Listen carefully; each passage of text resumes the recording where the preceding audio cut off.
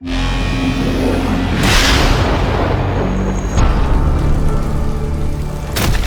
everyone, I'm Petter Mannefelt. I'm the creative director for Exoborne.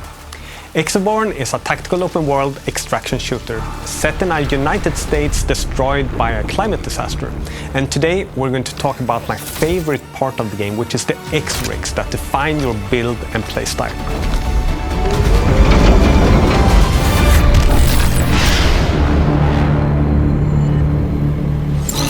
The exo-rigs were designed and created by the Rebirth Corporation as a tool to build this huge infrastructure to try to stop the climate disaster from happening.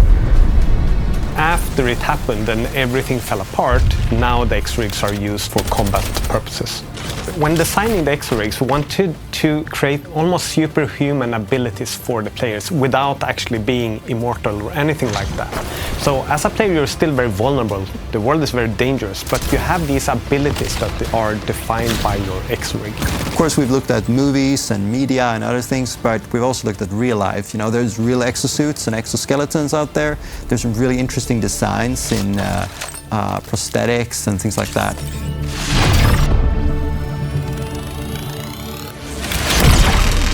Kodiak is this big, hulking, kind of tanky exo. It's kind of like a power loader, really great for taking damage and protecting your teammates. Viper is this really fast-paced, sleek, assassin ninja character that can go invisible. It can come out with a really cool blade and like stab people in the neck. Kestrel is super good for players that want to go fast. You know, it's all about flying with this kind of like jetpack and getting from A to B really fast, rescuing allies or scouting a location. We have added an exo-rig progression system, and we really wanted to strengthen the bond between you and your exo-rig, where you can upgrade different joints and different things of your physical exo-rig. So it has a bunch of choice in it, depending on what kind of build you want to create. When designing this new system with exo-rig mods, we were looking at the exo-rig and trying to really modify the joints you have. So the arm joints, they modify the recoil of your weapons, the legs, they modify your run speed and jump, etc. And you can even modify your grappling hook to do specific things, and it's very much related to how the exo-rig works. And to be able to modify your exo-rig, you need to level up your exo-rig, you need to find the right materials to make those joints, to modify your grapple hook and so on. For example, with a Kodiak Ally Core, you can apply fortification to yourself and your allies. And with a threat detector grapple, you can scan for enemies at the point of the grapple. If you're more of an aggressive player, you can lean into the Kodiak's tanky side and increase your jump height with a jump height mod and use the ground slam from above. When using the Kestrel, you can be more team-oriented by using the updraft core.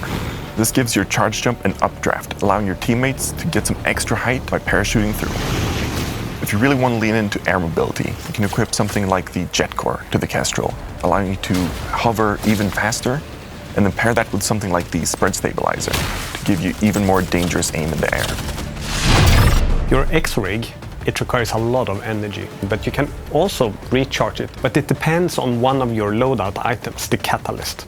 So different catalysts recharge your exo-rig different ways. And some of the catalysts require lightning to get the energy back into its battery, but some of them require you to be still for a while or be in the rain. So they really define how you approach each session. When you make a build for your exo-rig, it's important to think about all the aspects of what you can customize. So the exo-rig mods, do they synergize with a catalyst? Do they promote a playstyle? For example, if you have a Kestrel and it really wants to fly, do you have a catalyst that gains energy from flying, for example? The fun part is you can build, craft, and store many exo-rig variants, and then use the right one for the right deployment.